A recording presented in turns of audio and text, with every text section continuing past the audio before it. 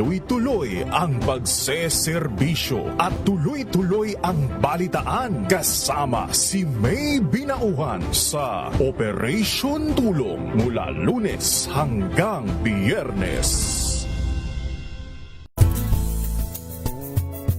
Number 1 na naman ang inyong DZRH sa latest survey ng Kantar Media na inilabas nitong January 2026. Hindi lang sa Metro Manila, kundi pati rin sa Mega Manila.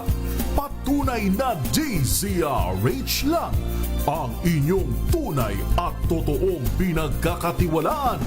Taos-puso po kaming nagpapasalamat sa inyong patuloy na pagtitiwala dahil ang DZRH una sa Pilipinas, una sa Pilipino, saan ka man sa mundo, tayo Pilipino.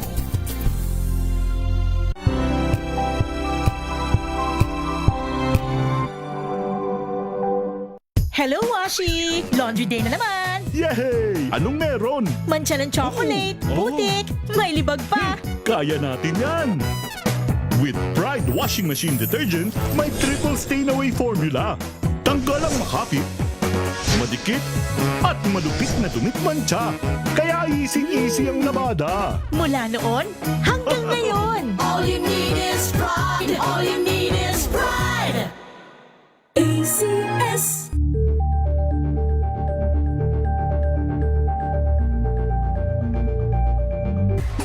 Galalala Falcon.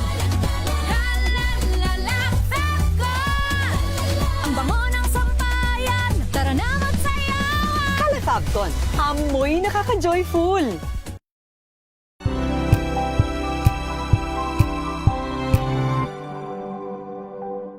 Alamin ang mga maiinit na isyung pambayan, mga balitang kailangan mong malaman, usapin sa pamahalaan, RH.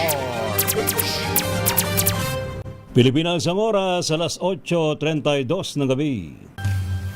Narito na ang programang The Secret of Health. Maghahatid sa inyo ng mga sikreto at solusyon sa kalusugan, seryosong talakayan tungkol sa holistic healing at natural remedies. Hatid ng Santhone Plus Gold at Yes to Health. Kasama nyo sa inyong Healthy Sunday Evening Habit sina Ray Sibayan at Doc Algie Bacla.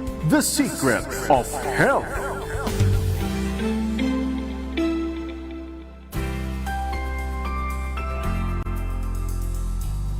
Isang maganda, mainit, malusog na gabi Luzon, Visayas, Mindanao sa pang-edisyon ng programang The Secret of Health. Hatid pa rin po sa atin ng Santon Plus Gold at ng kumpanyang Yes to Health. Inyong pong lingkod mga kaibigan, si Ray Sibayan. At pa rin pong kasama sa ating pong programa ang ating pong expert on air, Doctor ng Alternative Medicine, wala iba kundi po si Doc Algie Bacla. Doc Algie, isang malusog na gabi. Isang malusog na gabi, partner, at sa lahat na ating mga tagapakinig, tagapanood sa programang The Secret of Health. Welcome po. Ayan. Para po sa inyong mga katanungan mga kaibigan, lalo na po tungkol sa Santon Plus Gold at na iba pang mga produkto ng Yes to Health, abay mag-text lamang po sa ating DZRH text line 0919-282-6485. Ano po? 0919-282-6485 o mag-comment po sa ating pong live streaming sa DZRH News Facebook. At syempre, tuloy-tuloy pa rin yung pamimigay po natin ng regalo sa ating watch, share, and win. Yung pinakamasaya eh. Yung regalo ho natin sa ating mga taga-panood sa Facebook po. Tandaan po yung ating mechanics, pakishare po yung inyong mga healthy and good experiences sa paggamit ng ating mga produkto. At i-share po with hashtag The Secret of Health. Mamaya po, dalawa yung pipiliin natin na mariregaluhan ng Santon Gold Coffee Mix gift packs. Yan. Napakasarap niyan, Doc, kahit na mainit ang panahon, ha? Tama. Masarap magkape, ha? The Secret of Health. Ngayon pong gabing ito mga kababayan, sa mga nakatutok po sa ating programang The Secret of Health, abay pag-usapan daw po ang benepisyo ng tinatawag na hydrotherapy at healthy hydration. Tiyempong-tiyempo yan, Doc Aldi, ngayon pa mainit ang panahon. Yes. Ano, ha? Bakit ba isa, Doc, ang tubig sa pinaka-importanteng dapat bigyan nating pansin bukod pa sa sapat na nutrisyon? Nako, kasi ang katawan natin ay hindi lang naman dependent sa nutrition, ano. Although isa yan sa priority, pero we can live without food within weeks. Oo. Pero few days lang, hindi tayo mabubuhay nang wala tayong tubig. Totoo. yan. Actually, sabi nga nila sa pag-aaral, ang isang standard adult ay nasa 60% water ang kanyang katawan. Oo. Although other parts of the body like yung brain natin, di ba? And even the heart and other parts of the body, mga mataas yung percentage ng water, 70 to 75% water. And yun nga, sabi ko kanina, isa ito sa pinakamahalagang elemento sunod sa oxygen, sa hangin. Ano? Bawat cells kasi ng katawan natin, partner, nakadepende sa tubig. Yung lahat ng organ ng katawan natin, hindi siya magpa-function ng healthy kung wala po yung proper hydration. Kaya napaka-importante. Kaya di ba pag nagkasakit ka, dinala ka sa ospital, anong unang ilalapat sa'yo? Di ba swero? Yes. Yes, kasi ang dehydrated ka. hydration is very important. Yeah. Oo. Yung plasma ng dugo natin, 90% water, yung ating blood, I mean, which is dependent yung dugo para maganda yung circulation niya. So, tubig is napaka-importante. Especially lang ngayon, tag-init. Grabe yung init ng panahon. Grabe, Doc. Ano, Oo. ha? Abay, mantakin mo. Tapos Umaabot may tayo ng 43 degrees na heat index sa Metro Manila. Ano, ha? Wow. Oo, grabe. Lalo na kung may high blood po kayo, saka problema sa daloy ng dugo, nako, isa ho yan sa malaking banta po sa inyo. Ano? Oo. Actually, yung iba nagtatanong, partner, gaano karaming tubig ba ang dapat nating inumin? Oo, sagutin natin yan. Wala kasing standard na universally agreed na quantity of water. Dumedepende yan sa isang tao kung anong kalagayan ng tao. Pero naglabas ang isang ahensya sa Amerika, US National Academies of Sciences, Engineering, and Medicine. Oo. Ang recommendation talaga nila ay yung adequate intake daw sa lalaki 3.7 liters per day. 3.7 That's liters, 50 Doc. Tama? Per day. Per Yan yung day. average. Ano? Okay. Sa babae, 2.7 liters. So yan yung Okay. sinabi ng ahensya sa Amerika. No? Pero depende pa rin. For example, yung mga taong mahina yung kidney, may pamamanas, ang doktor ang nagbibigay ng limitasyon. Pero kung healthy naman kayo, just follow the most standard limit, yung minimum. Actually sa minimum. Marami kasi hindi nga umaabot sa minimum eh. Pero sandali, Doc. Glasses of water Sandali per lang, day. Doc. Oo. Yung 3.7, minimum na ba yun sa mga kalalakihan? And 2.7 ba sa mga kababaihan? Tama ba yan? Ang tawag nila doon, adequate intake. Ibig sabihin, sapat yun. Sapat na intake. Kasi actually, in a day, kung kukumputin mo yung water loss ng katawan, aabot din sa almost 8 to 10 glasses eh. Sa pag-ihi, sa pawis, diba? everything. Correct. Ayun, paghinga nga lang natin, di ba, may moisture hininga mo eh. Based on study, naglalabas ka ng almost 3 glasses of water sa iyong hinga pa lang within 24 hours. Oo. So medyo medyo critical yung balance ng water sa katawan natin. According to them, ang fluid daw dapat nanggagaling 20% ng fluid we take in the body is food, ang sources, then yung ibang 80% sa ating iniinom. Yan yung yan yung gusto nilang maging rules natin sa hydration. Ayun, ako. Pero ito, Doc, ang tanong dito, ano-ano ba ang mahalagang function ng katawan sa katawan ng pwedeng maapektuhan ng kakulangan ng sapat na fluid kapag tayo kulang sa tubig? Yan. Almost every part of our body's function talagang apektado. No? Kaya nga sabi ko kanina, aside from nutrition, isa ang tubig sa pinaka-importanting bigyang pansin. Ang problema yung mga kababayan natin, kadalasan hindi nila binibilang Hindi nga. ang kanilang tubig na iniinom. Yes, yan ang problema. Kaya nga may isang author sa Amerika na nagsulat ng aklat, ang pangalan ng libro, You're Not Sick, You're Just Thirsty. Yun yung kanyang book. Sa book pa lang na title, alam mo nang ibig sabihin nun. Una-una, tubig is very important for circulation.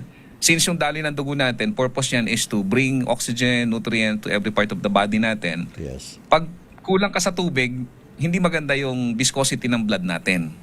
Okay? Ibig sabihin, pag hindi maganda yung viscosity, masyado malapot, Yun. mas mabigat para sa Oo. ating circulation. Oo.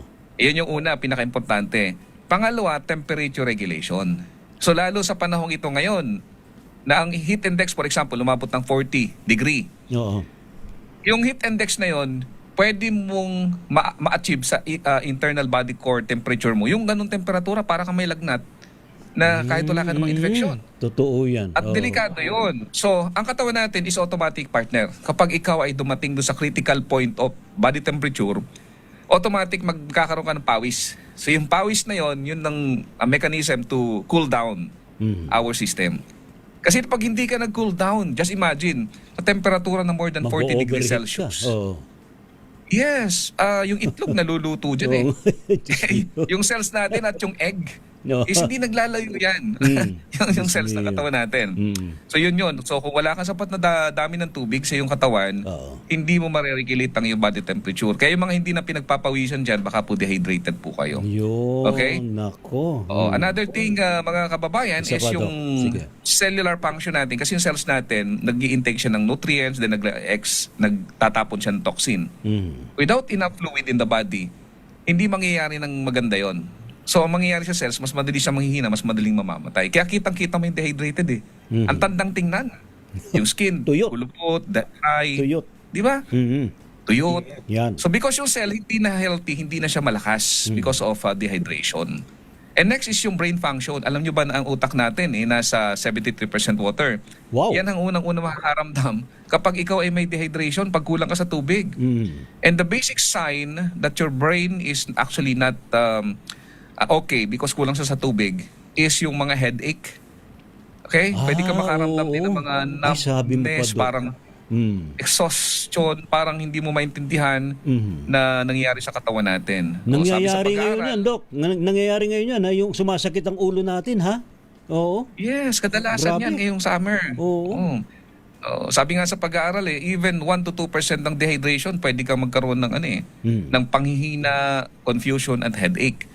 So yun yung sinasabi sa pag-aaral, At also, another thing is sa digestion natin. Di ba yung laway natin, part yan ng panunaw? Correct. So pag tuyo ang laway mo, isa yan sa sign that you are dehydrated. Okay? Talaga? Pag tuyo yung laway natin, kasi the body is not actually able to replace faster yung saliva natin. Yun. Naku. Okay. Isa pa, Doc. Detox. Isa pa, Doc, na The body palatanda. can detoxify. Oo. Go ahead, Doc. Sige lang. Yung katawan natin, hindi siya makakapag-cleansing. Yung kidney natin, di ba kidney natin is one of the detox organ ng katawan. Kung yung kidney natin ay kulang sa tubig, hindi niya may pa-flush out yung toxins Oo.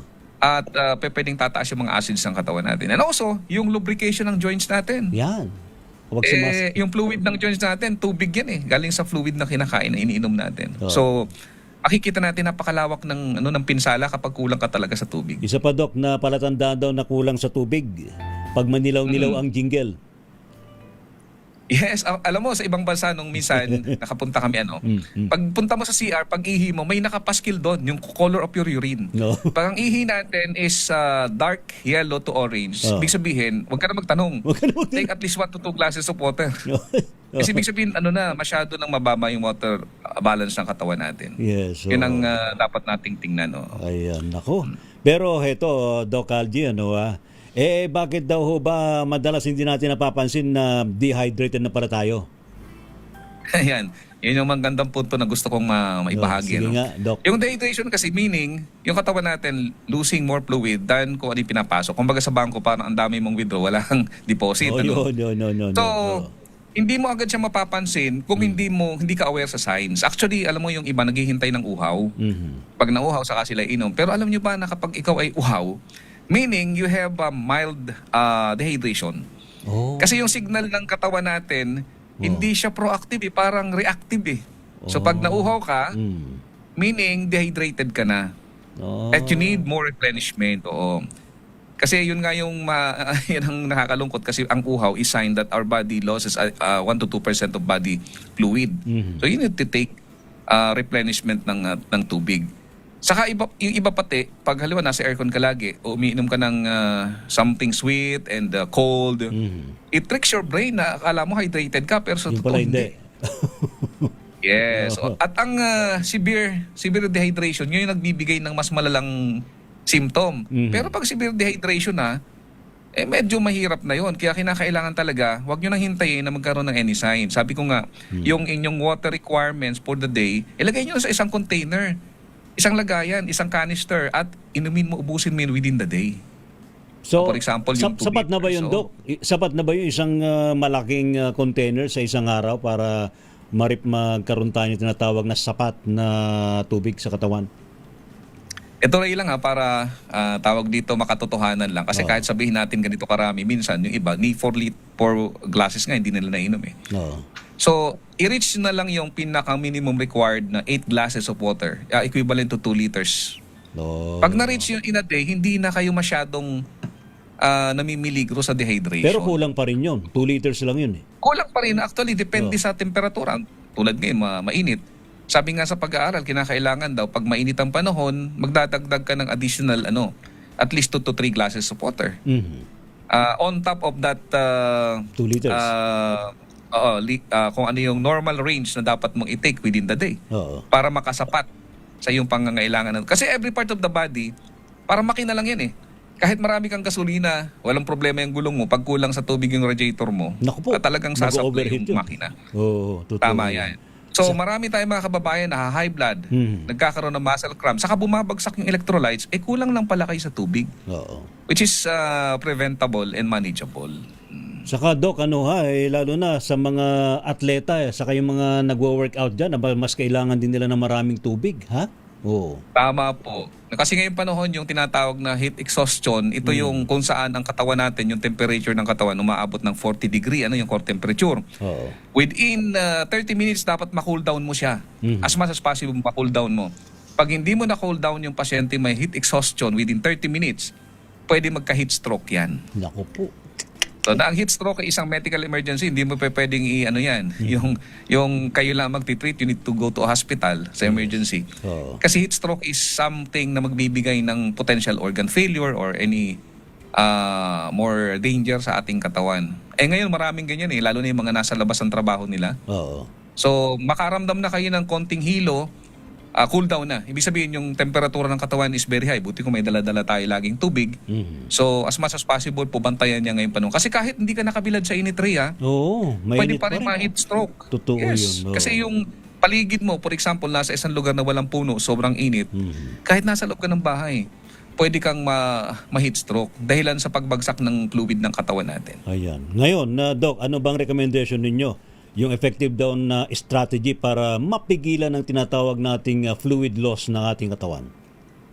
Una-una sa lahat, we need talaga regular na pag-take ng tubig. Be responsible for your body. Kailangan, walang compromise yan, Ray. Kinakailangan talaga sundin natin yun. Then, additional na yung pagkain ng mga pagkaing prutas at gulay na matutubig. Kasi Ayun. hindi mo napapansin na kapag summer, saka tumutubo yung mga melon, watermelon, Yan. yung mga singkamas, lahat yan matutubig. Alam mo kung bakit? Tsempong-tsempo, Matalino no? yung creator natin. yan. Pag Correct. summer kasi, alam ng Diyos na kailangan natin ng tubig. Oo. At ang kagandahan nun, yung tubig na makukuha mo doon sa mga prutas na yun, meron siyang electrolytes, may mga minerals, na ang purpose ng electrolytes, hindi lang yung electrical impulses natin, kundi yung pagpigil din ng water loss. Okay, para hindi bumagsak. Like yung sodium, pag may sodium tayo na sapat sa katawan, pinipigil niya yung tubig na hindi itapon ng katawan sa critical na level. Yun yung kagandahan ng mga pagkaing prutas at gulay na matutubig. Ngayon, iwasan nyo yung pag-inom ng mga matatamis, yung pagkakape na mataas ang caffeine, bawas muna. Kasi dehydrating kasi yung mga diuretic kasi yung coffee. Oo. Di ba napapansin nyo pag nagkakape kayo lagi, ihi kayo ng ihi. Yes. Because coffee, Oo. by nature, coffee is a diuretic because yung caffeine niya. Pero matatamis na pagkain, mga inumin, ganun din. So bawas po tayo kasi lalong iinit ang temperatura ng katawan, mangangailangan to ng mas maraming fluid. And of course, isang trick pa rin yung paglalagay ng malalamig sa batok natin, kung high blood kayo. Yan. Lagi kayong may malamig na tuwalya, ilalagay sa ulo, sa batok. Oo. Yung paa nyo, pwede nyo isok sa malamig na tubig because yung dugo nyo dumadaan dun sa paa, nagsisirculate yan, it cool down your body temperature. Yun yung mga tricks. And sa mga bedridden, pwedeng yung lagyan ng basang medyas pag mainit na Basang mainit ang medyas. panahon. Basain mo yung medyas, tapos isuot mo sa pasyente, yes. Oo. It will cool down kung hindi pa pwedeng mag-soak ng kanilang mga paa, lagyan ng mga ano. Pero gaano Yun katagal yun, Doc, na nakababad sa paa yung nakababad sa malamig na tubig o kaya yung malamig na medyas yung paa? Hindi naman kailangan sobrang matagal. Pag nakita nyo na medyo na-relax na at na-cool down na yung tao, pwede nyo nang tanggalin yun. Pwede na. Oo. Yun. Pero Ray, may warning ako kasi baka yung iba Sige. ma-exaggerate nila, no? That we need to take more water. Yung iba umiinom ng tubig, 1 litro, 1 tunggaan lang eh. Ganun. May mga ganun. Di ba delikado May rin yun, warning Doc? din sa Delikado yun, di ba? Yes, ang tawag doon, Ray, yung magiging worst effect nun, yung tinatawag na overhydration, na pwedeng pag sobrang marami yung tubig na hindi na kailangan ng katawan, kumbaga sobra, i-dilute niya yung ating pong electrolyte, like yung sodium. Nadidilute yun. So, naiwawash nyo palabas ng katawan yung mga important na electrolytes ng katawan.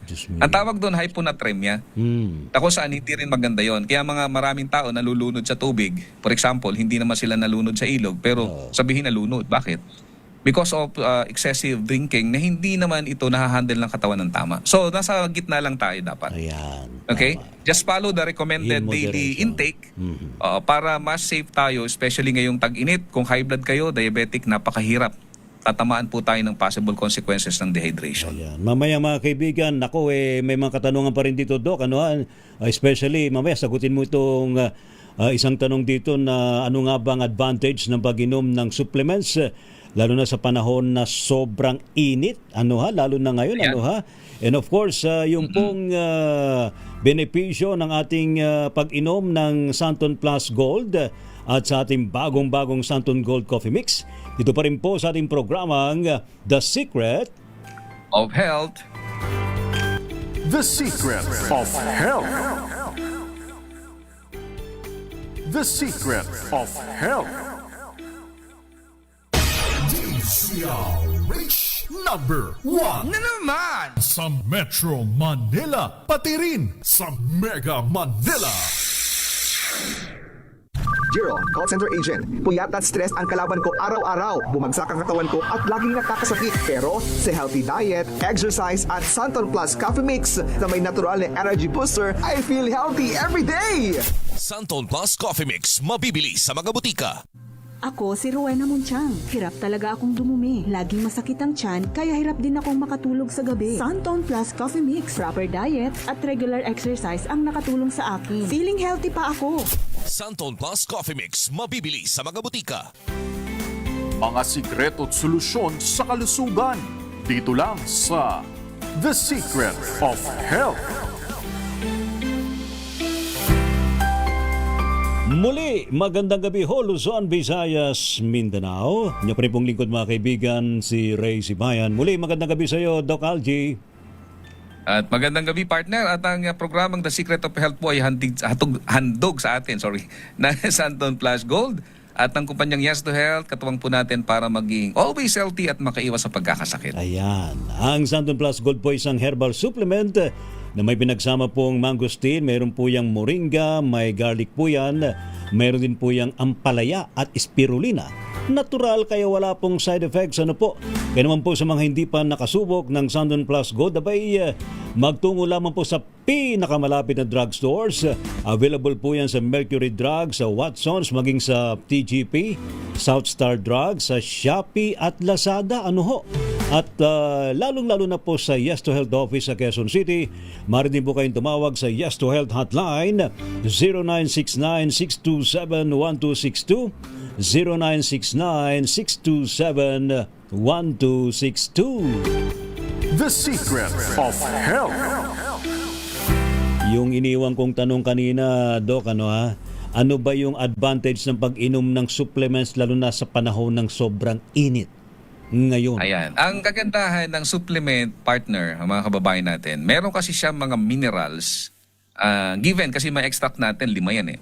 Yes, yung mga minerals na yun, tumutulong siya sa pag-hold ng tubig na hindi madaling malulo sa ating katawan. Kumbaga parang parang mga barriers na pwedeng tumulong para hindi ka ma-dehydrate kaagad.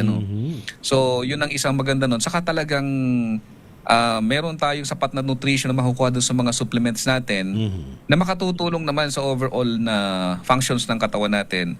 Kaya together with the supplements, pwede siya makatulong sa pagpigil ng dehydration. Pero, siyempre, kung umiinom ka ng supplement, di ka naman umiinom ng tubig, Wala rin. hindi rin yun mag-workout. Yes. Oo. So, sa madaling salita, it can really help you prevent yung sobrang mabilis na pagbagsak ng fluid ng katawan. Kasi may mga minerals yan sa ating sa content ng ating mga supplementation. Ayan. Isa pang tanong dito mula kay 0928-00931. Aba, counted din ho ba, Doc Algie, sa hydration ha? Ang mga pag-inom ho ng juice, kailangan daw po bang may laman ng tiyan bago minom ng Santon Plus Gold? Ayan, dalawang tanong yan. Nakalimutan ko lang sabihin kanina na yung pag-take natin ng mga other liquid like yung mga tea, yung mga fruit juices, counted yun. Counted. Counted yun dun sa definite na recommended na na dami ng tubig. Sandali, fluid, Doc, yung bang tea, hindi ba diuretics yun? Depende sa tsaa. May mga tinatawag na herbal tea naman na walang caffeine content. Okay. Na hindi siya diuretic So, for example, naglaga ka ng herbal na wala naman diuretic effect, walang caffeine. So, okay lang 'yun, walang problema. It's cooling in the body. Lalo kung may minerals. So, yun namang Santon Plus Gold, hindi mo kailangan ng laman ng tiyan. Pwede mo siyang i-take anytime. Even empty stomach kasi wala siyang harm na nagagawa sa tiyan natin. Kumbaga, harmless at madali ngang i-absorb ang supplement kapag empty stomach na hindi mo isasabay sa digestion ng regular food natin. Ito, Doc, Santon Gold Coffee Mix, pwede rin ba to sa hydration? Counted din ba? Yes, kasi may fluid siya. Ibig sabihin, basta lahat ng ininom mo na may tubig, counted yan sa hydration. Ang iniiwasan lang natin, yung sobrang matatamis. Kasi, may tubig siya, pero the body is using lots of energy para ma-manage mo yung mga content nung iniinom mo, especially mga sobrang taas ng sugar. So yun yung punto lang doon. Alright. Isa pang tanong dito, Doc Algie, ano po? From 0995-62-922, ilang kapsula daw ho ba? Ilang kapsul daw po ba ng Santon Plus Gold ang kailangang inumin pag may fatty liver? Pwede daw ho bang isabay sa ibang gamot? Sa Yes to Health Clinic, we always recommend 1 capsule 3 times a day before meal. Kahit may medicine kayo, wala namang problema kasi magkaiba naman siya talaga ng function. Hindi nag-aaway sa ating katawan. Pag matagal na kayong gumagamit ng Santon Plus Gold, pwede mo nang i-lower. Sabihin natin mga 2 capsules a day, isa sa umaga, isa sa hapon. Yan yung pwede nyo. Kasi ang mahalaga naman doon, Ray, meron tayong sinusustain everyday. So, binibigyan na lang natin, especially sa mga first-time user, much better yung 1 capsule 3 times a day. Para talagang ma-replenish yung katawan mo kung ano man ang deficiency niya. Yun. And of course, humahabol lang tanong mula kay 0919-84058. Pwede daw hubang magkasabay, ha? Sabay sila, ha? Na inumin ang Santon Plus Gold at Santon Gold Coffee Mix. Oo naman, kasi usually umiinom tayo Santon Plus Gold umaga nagkakape tayo ng Santon Gold umaga din. So walang problema isabay natin yun. Saka maganda sa Santon Gold Coffee Mix, Doc, wala kang maramdamang sakit ng kahit walang laman ng tiyan. Hindi mahapdi sa tiyan. Yes, Ray. Kasi actually yung mga sangkap natin talagang, alam mo sa tagal natin sa industriya ng wellness, pinag-aralan talaga, hindi mag-react yung tiyan, especially karamihan ng kababayan natin acidic, di ba? Hindi may kakaila yun. So yung mga sangkap natin, meron na siyang sustansya na pwede makatulong dun sa kondisyon mo, pampalakas ang katawan mo, hindi pa siya kalaban ng tiyan. Kasi hindi siya nagkukos ng acidity sa ating sikmura. Correct. At ngayon, Doc, sino ba ang mga mapapalad?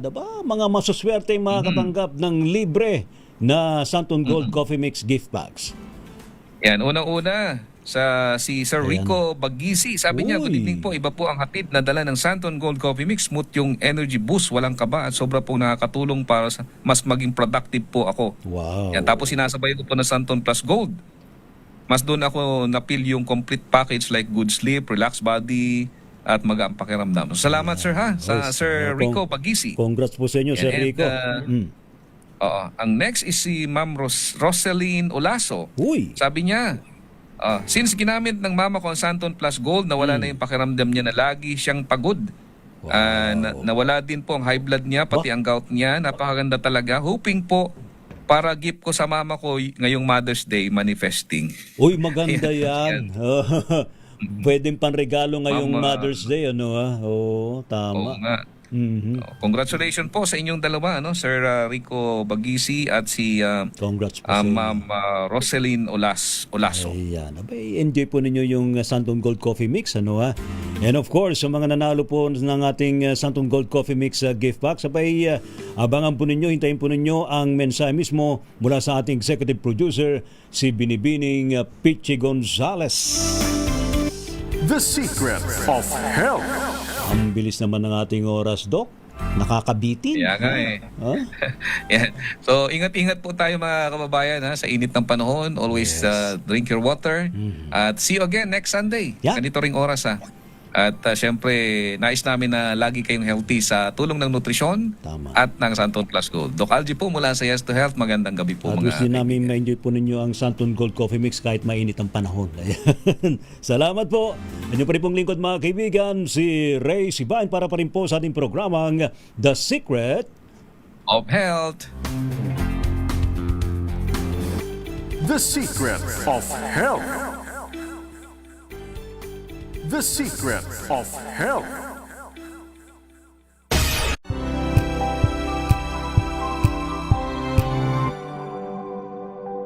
Sa loob ng 86 na taon, DZRH ang naging kaagapay ng mga Pilipino sa balita, sa serbisyo at sa bawat kwento. 86 na taon ng tiwala.